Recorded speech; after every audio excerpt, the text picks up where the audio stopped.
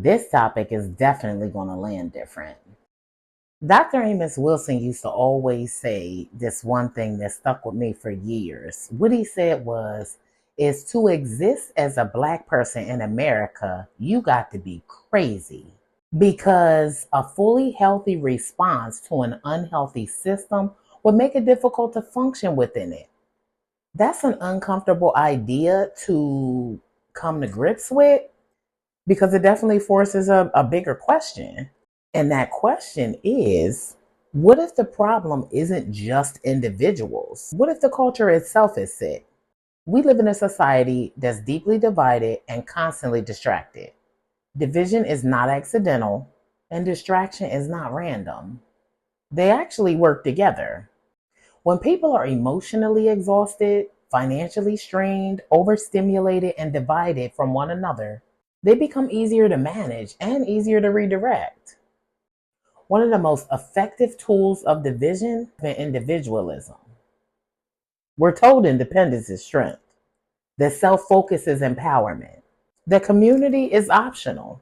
But it's when people are disconnected from communities, they lose collective memory, that shared responsibility that we once had, and mutual accountability. That's all gone. That's why I said in previous videos that community is so important. Individualism doesn't just separate people from each other, it separates people from systems. And you can see it crystal clear in how society approaches the health industry. We live in a culture that's dominated by industrial medicine, while preventative and holistic approaches are dismissed. At the same time, foods banned in other countries are normalized here. Chemical additives, highly processed ingredients. We treating symptoms to no end, but rarely do we address the root causes of things here. That is not just a health issue. That's a cultural pattern. And capitalism reinforces this pattern. Profit over people, efficiency over well-being, and growth over sustainability. It's crazy. You got businesses that are increasingly treating employees as disposable while they turn around and then demand loyalty, flexibility, and emotional labor. Like, huh? Burnout then became normal, and exhaustion is now expected. And rest seems like something that you gotta earn. Technology accelerates all of this. Social media is taking over attention spans, rewarding outrage over common sense, performance over substance. People are being encouraged to brand themselves instead of understanding themselves. We're confusing visibility with value, validation with worth, and engagement with truth. Just because somebody engages with you don't mean that what you're saying is true. And then we wonder why anxiety, depression, and disconnection are at an all-time high. Another uncomfortable layer is gender and family structure. Now, we talked about this in, the female conversation parts, but this is where it gets on a societal level. Female participation in society has created opportunities, right? But it also disrupted family systems without any type of cultural replacements. Now we're looking at households with two incomes, less time, higher pressures, yet lower support. Standards haven't gone up, they've been fractured.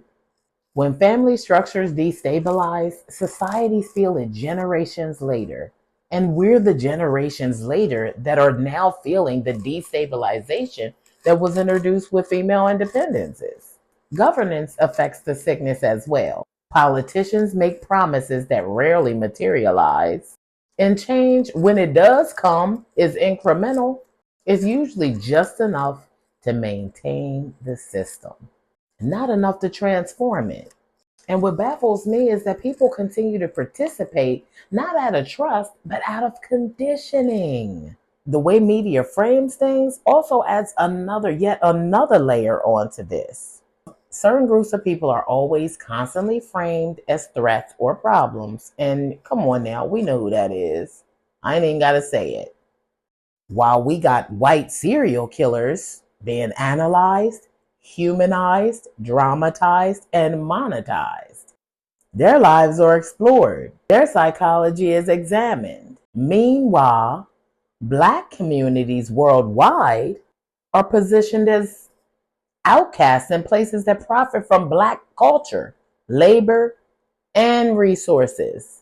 Our contributions are consumed, but our people are scrutinized.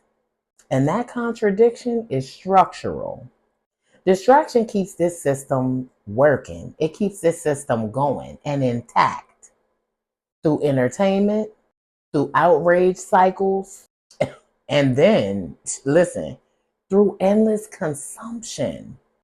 So the real question becomes this: how do you cure a culture that refuses to acknowledge its own sickness? And then you got to ask, does that sickness serve a purpose? Because a distracted, divided, exhausted population is easier to control than a connected, critically thinking one. It's not about blame. I'm not blaming anybody. It's about awareness and action. You cannot heal what you refuse to examine. Measured discretion is not just personal, it is societal. We got to slow down. We got to look past these distractions, and we got to start questioning what we've been taught to accept as normal. If this video resonated with you, be sure to hit subscribe and stick around for our next conversation.